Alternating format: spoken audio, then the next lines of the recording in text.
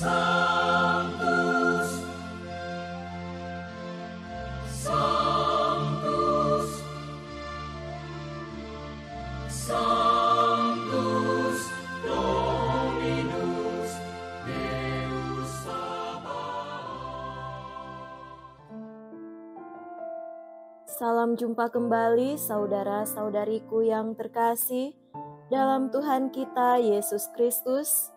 Salam sejahtera untuk kita semua.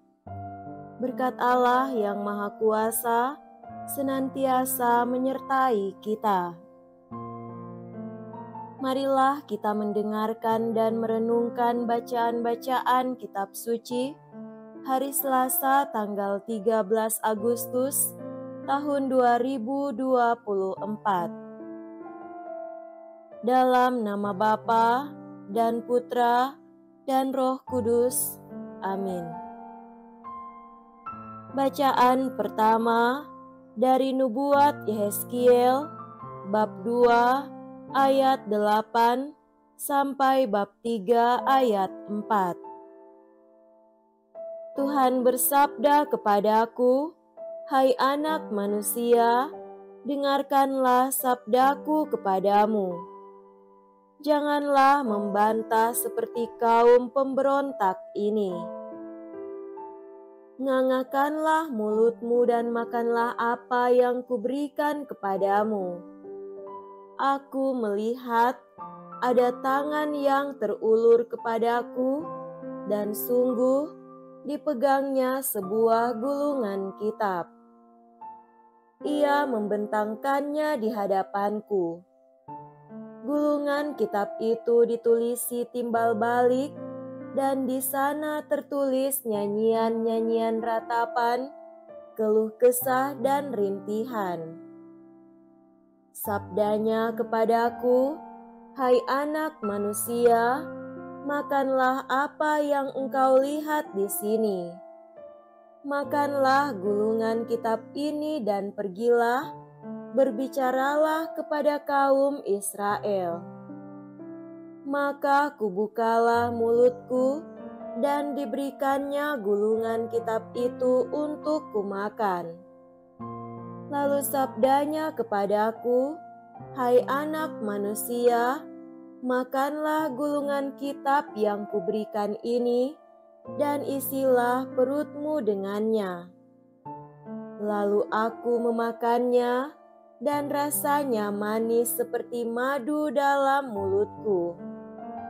Tuhan bersabda lagi, hai anak manusia, mari pergilah, temuilah kaum Israel, dan sampaikanlah sabdaku kepada mereka.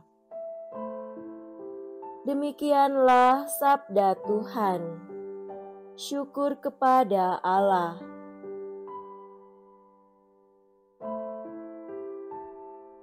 Semoga Tuhan beserta kita sekarang dan selama-lamanya. Inilah Injil suci menurut Matius. Dimuliakanlah Tuhan. Injil Matius bab 18 ayat 1 sampai 5 dilanjutkan dengan ayat 10 dan ayat 12 sampai 14.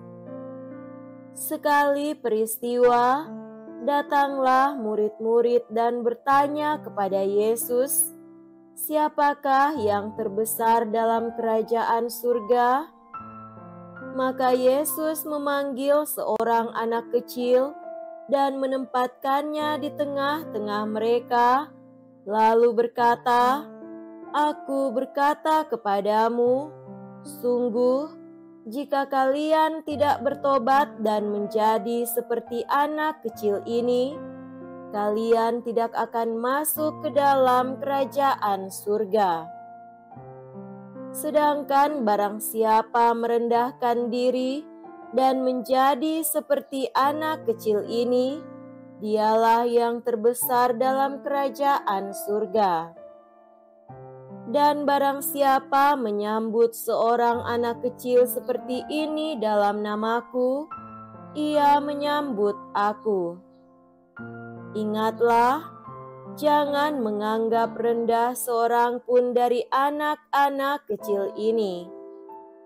Karena aku berkata kepadamu, malaikat-malaikat mereka di surga selalu memandang wajah Bapa-Ku yang di surga. Lalu Yesus bersabda lagi, bagaimana pendapatmu? Jika seseorang mempunyai 100 ekor domba dan seekor di antaranya sesat, tidakkah ia akan meninggalkan yang 99 ekor di pegunungan, lalu pergi mencari yang sesat itu?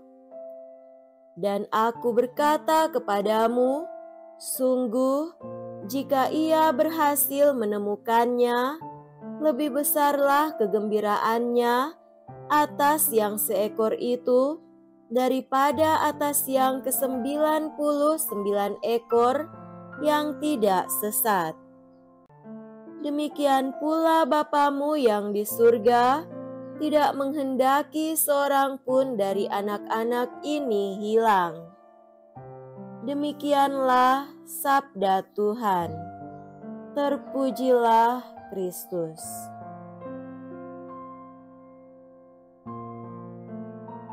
Saudara-saudariku yang terkasih dalam Tuhan kita Yesus Kristus, tema renungan kita pada hari ini adalah mentalitas kepiting. Dalam hidup, pasti kita menginginkan yang terbaik dan kebanyakan dari kita menginginkan bagian yang terbesar. Kita berebut posisi dan harta kekayaan. Kita suka berada pada tempat kehormatan. Lebih suka menjadi besar daripada menjadi kecil, lebih suka ditinggikan daripada merendahkan diri. Di Filipina ada istilah orang-orang yang memiliki utak talangka, otak kepiting. Dalam bahasa Inggris disebut crab mentality, yaitu keinginan untuk menarik ke bawah orang lain yang melebihi mereka dalam hidup.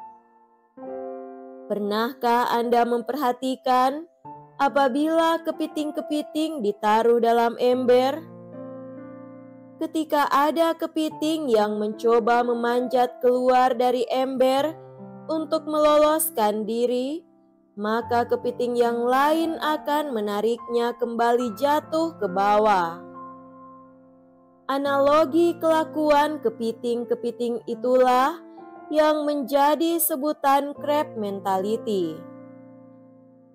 Saudara terkasih, sebuah artikel menyebutkan tanda-tanda bahwa seseorang mempunyai mentalitas kepiting, antara lain adalah suka membanggakan diri dan merendahkan orang lain.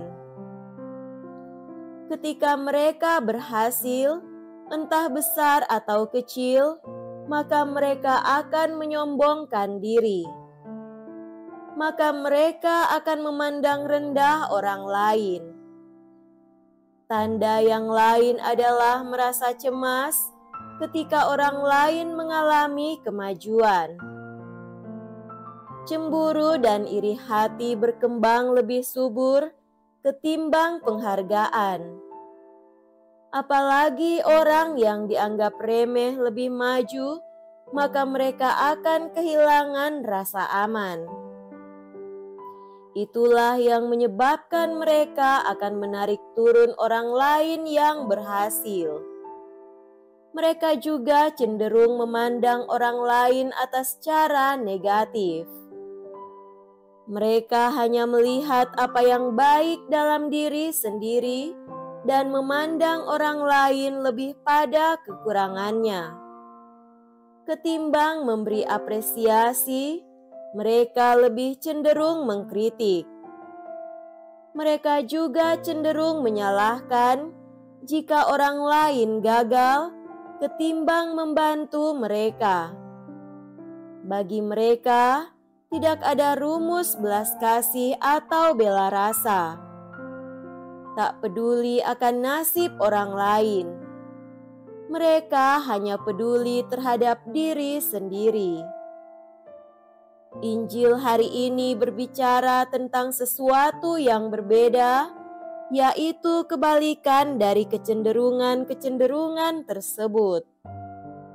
Yesus mengajarkan, sesungguhnya jika kamu tidak bertobat dan menjadi seperti anak kecil ini, kamu tidak akan masuk ke dalam kerajaan sorga. Sedangkan barang siapa merendahkan diri dan menjadi seperti anak kecil ini, dialah yang terbesar dalam kerajaan sorga.